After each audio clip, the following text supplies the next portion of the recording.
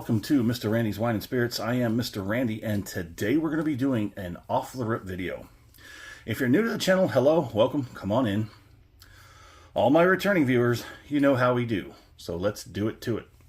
So today we're going to be showcasing the Compass Box and the Orchard House.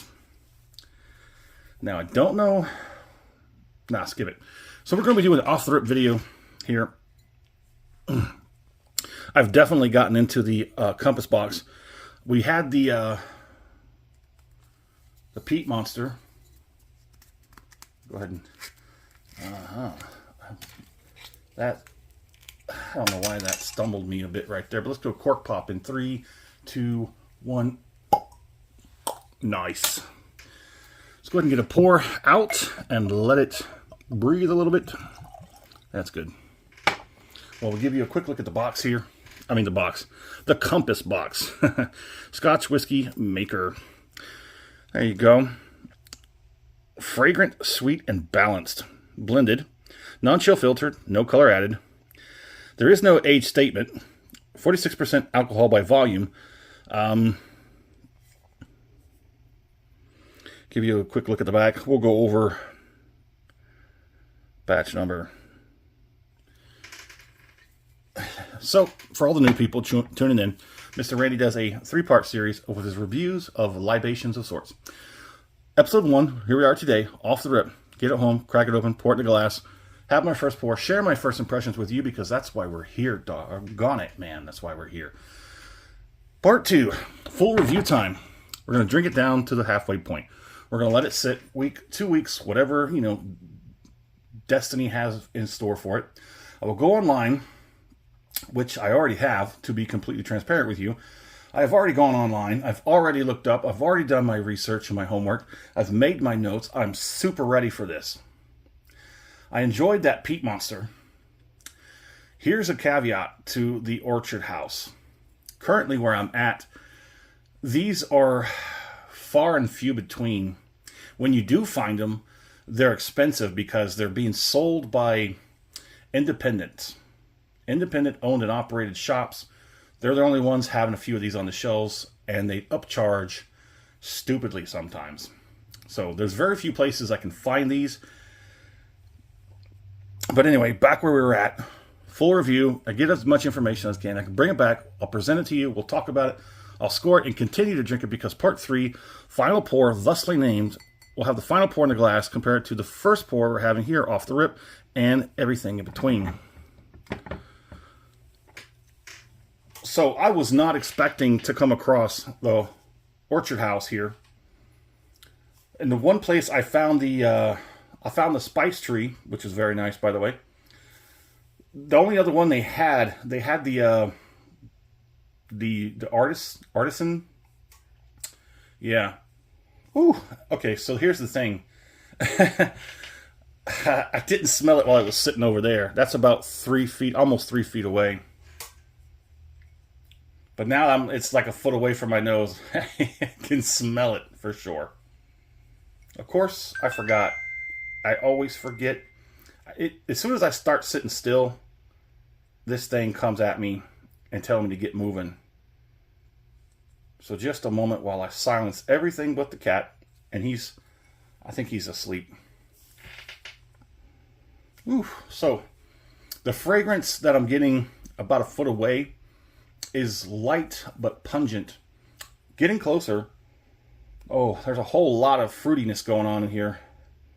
Get even closer. Get my nose into the glass. Oh, there's a whole bunch of stuff. Oh, juicy fruits all over. Juiciness galore. Ooh. There is a little bit of an ethanol sting, but you gotta basically dip your nose in it to get that sting. Excuse me. It got me.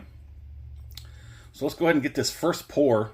This first palating, because that's going to be the acclamation. And boy, howdy. Here we go.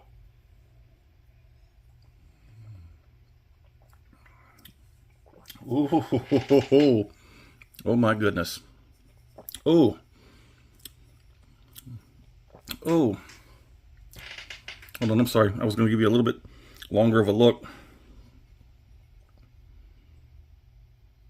That's got some good viscosity. Transfers well to the mouth. Pretty much coats everything. Walls, floor, ceiling. Even the cat gets soaked on this one. Ooh, that's crazy. Hold on a minute. I don't want to...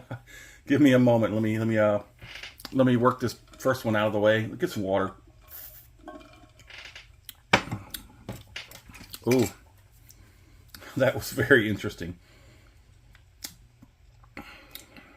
Okay, I think everything dulled down. We're going to go in for the second palating, and then we'll talk about it.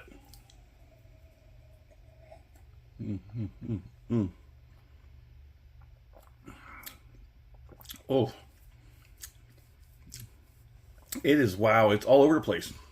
And there's a transition. There's a transitional step. At first, you're getting everything all at once. Then they start to separate. You get some fruit, and the juiciness, the viscosity. It's the mouthfeel is nice and lightly velvety, lightly silky smooth. Up front, you're getting all the orchard fruits. You're getting all the light fruits, the juiciness. Then it, like, for a few seconds, and then it steps down. If you recall a moment ago when I was like, ooh, yeah, it steps down, and then when you get like the spiciness and some of that oaky vanilla, all that other part comes in afterwards. You got some good heat building up in the back, probably a good 2 out of 5. The tongue is probably like a lane 1, to be completely honest about that one. The cheeks are pushing up over a 1, but mainly you're getting a whole lot of heat on the back end. That's going to be what's going to be sticking out quite a bit. Ooh, excuse me.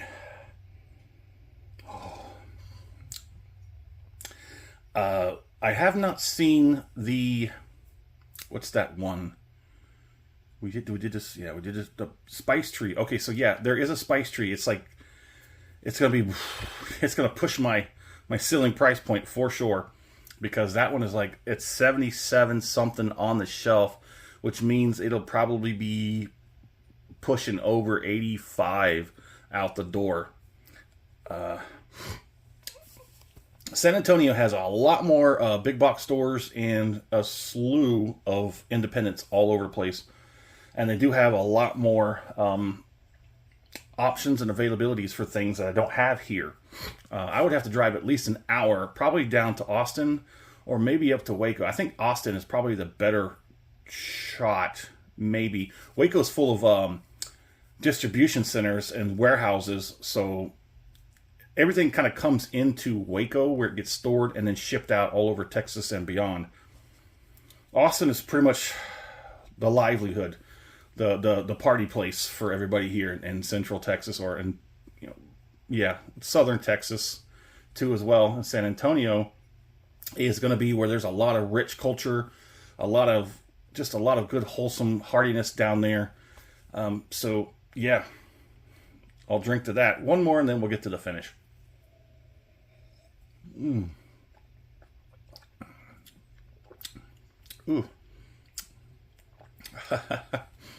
That's weird.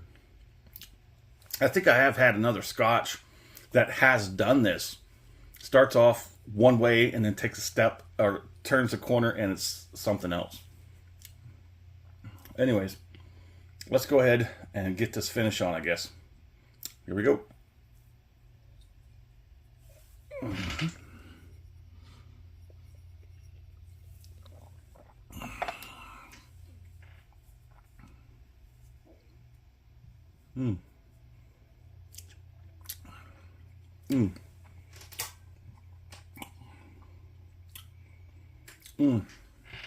Ooh, the tongue is now alive.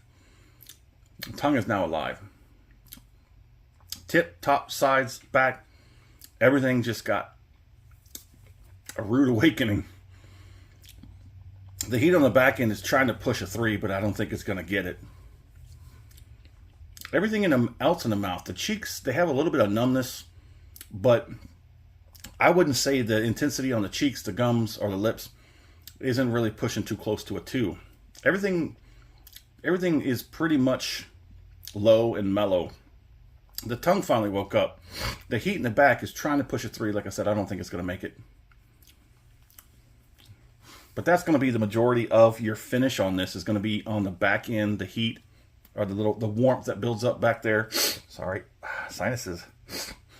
They want to clear, and then they want to clog, clear and clog. But we're done with all the allergy stuff and the pollen and whatnot for a while. We're coming into like seems like it might be an early spring. It's nice outside right now. Well, there it is. If you stuck around for darn near 11 minutes, you must like the video.